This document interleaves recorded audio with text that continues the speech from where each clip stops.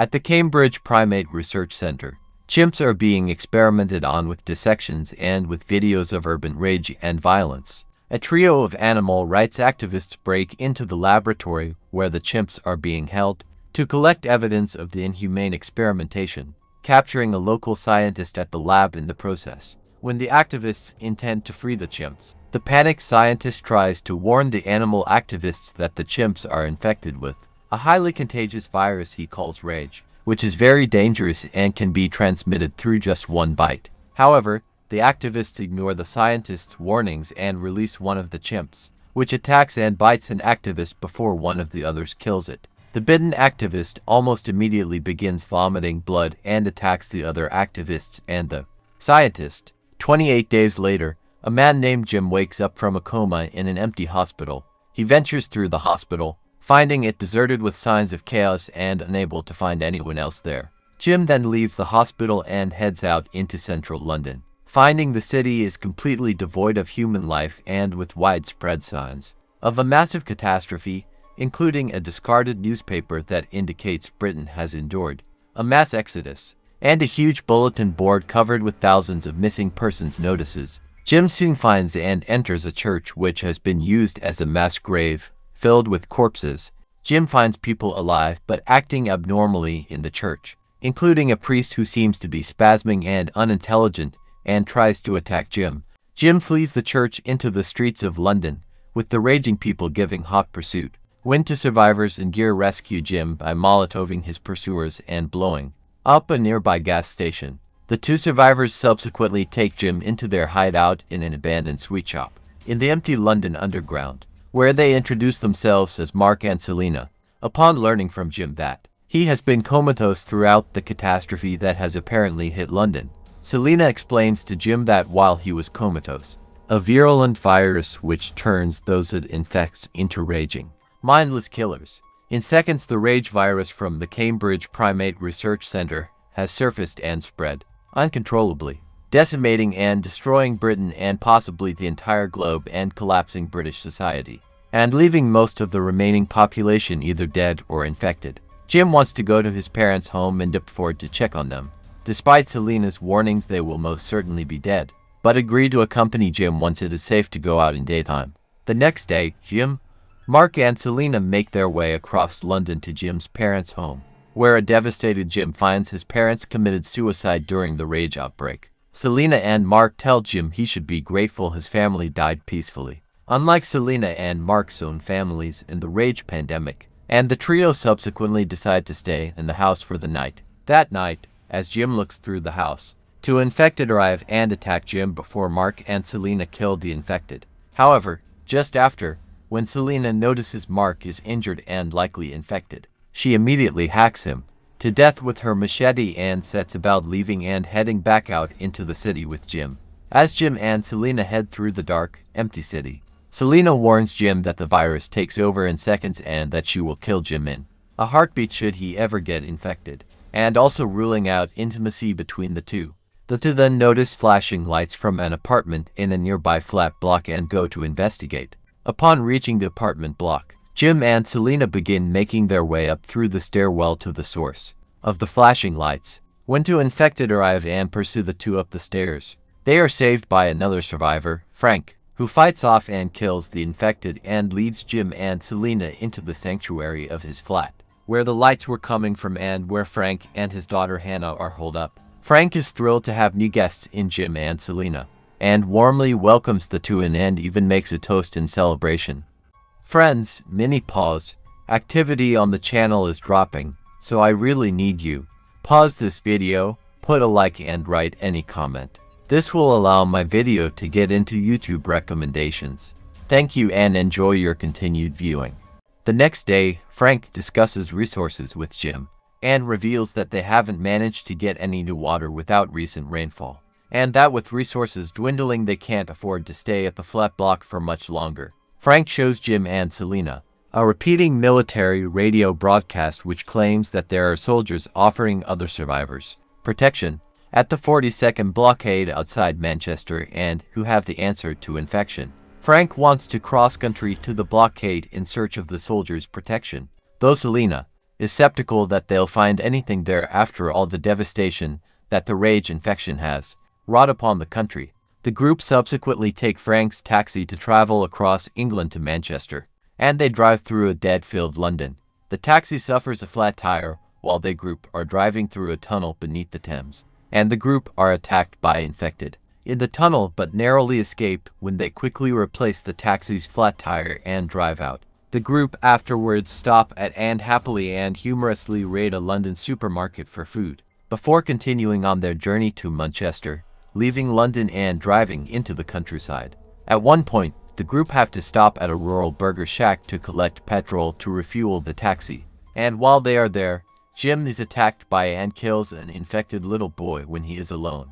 The group afterwards resume the drive across the country, until eventually they stop at an old castle ruin in the countryside for rest, and Selina has begun to soften up and admit her ruthless, steely resolve was wrong, while Jim begins to toughen up from his experiences. As night falls, the group set up camp for the night at the ruin, and Jim has a nightmare of his worst fear, being alone. The next day, the group resumed their journey in Frank's taxi, and reached the 42nd blockade, to find Manchester burning and destroyed and the blockade ruined and abandoned with no signs that the military there who sent the radio broadcast are still alive. Frank is left angered and upset that they haven't found the help they traveled so far for, and when he tries to vent by getting rid of a crow, a drop of blood from an infected corpse lands in Frank's eye and infects him. The infection begins to overwhelm Frank as Hannah watches in horror and Selina screams at Jim to kill Frank before he kills them. Just as Jim is about to kill the infected Frank, surviving soldiers suddenly arrive and shoot and kill the infected Frank. As the remaining 3 survivors watch in shock and grief, the soldiers subsequently take Jim, Selina and Hannah through the nearby woods to their base, at a secluded mansion which they have fortified against the infected. There, the soldiers' commander, Major Henry West, gives the remaining 3 shelter and protection with the soldiers at the mansion and brings them in. At the mansion with the soldiers, Hannah is left grieving over losing her father, and Selina in turn begins to lose hope and tries to reach out to Jim romantically. Jim goes to Major West about what's going on, and West shows Jim around the mansion and introduces him to several of the soldiers, including the nerdy, wimpy Cook Jones and Mailer, a soldier who was infected and is being kept chained up in the mansion's courtyard for study. Major West explains to Jim that he intends with his soldiers to rebuild the human race and civilization, and that the answer to infection that West promised in the radio broadcast is to wait for the infected, as creatures which know nothing but rage towards the uninfected and have no proper survival instincts, to starve to death.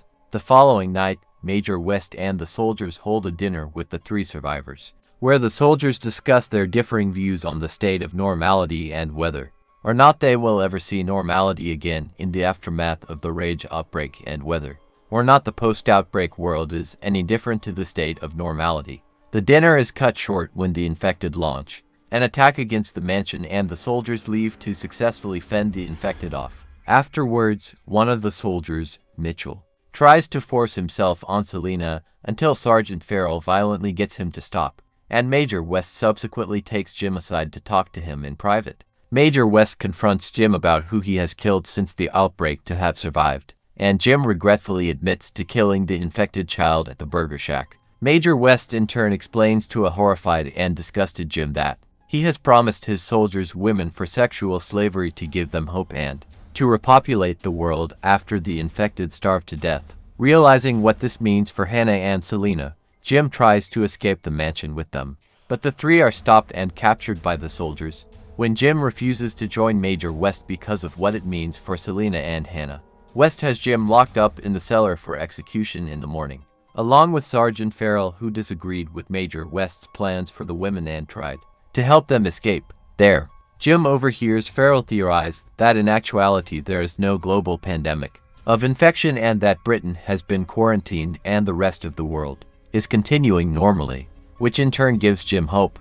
The next day, Mitchell and Jones take Jim and Farrell round to a body dump outside the mansion for execution, and as Mitchell and Jones are distracted arguing after killing Farrell, Jim manages to slip away and escape over the mansion perimeter from the soldiers, who decide to leave him out in the infected-filled woods to die. As Jim escapes into the woods, he sees the contrails of a jet flying overhead, giving him further hope that Farrell's theory that the world outside of Britain is still functioning was correct. Back at the mansion, the soldiers begin aggressively preparing a captive Selina and Hannah for rape the following night by forcing them into red dresses. To appease them, though, Selina manages to give Hannah sleeping pills to make the experience less traumatic for her. Jim returns to the abandoned military blockade and sounds the siren to lure Major West and the soldier Davis out to the blockade to investigate the disturbance. As West and Davis search the blockade for Jim, Jim stealthily skulks around and stalks them, ambushing and killing Davis and disabling the jeep West and Davis arrives in. Major West then flees the blockade and heads back through the woods towards the mansion, on foot when infected begin coming and attacking the blockade. Back at the mansion, as the soldiers prepare to rape Hannah and Selina and await Major West's return, Jim returns in the mansion grounds and frees the infected mailer, who breaks into the house and begins attacking the soldiers, infecting Clifton and chasing Jones around the mansion.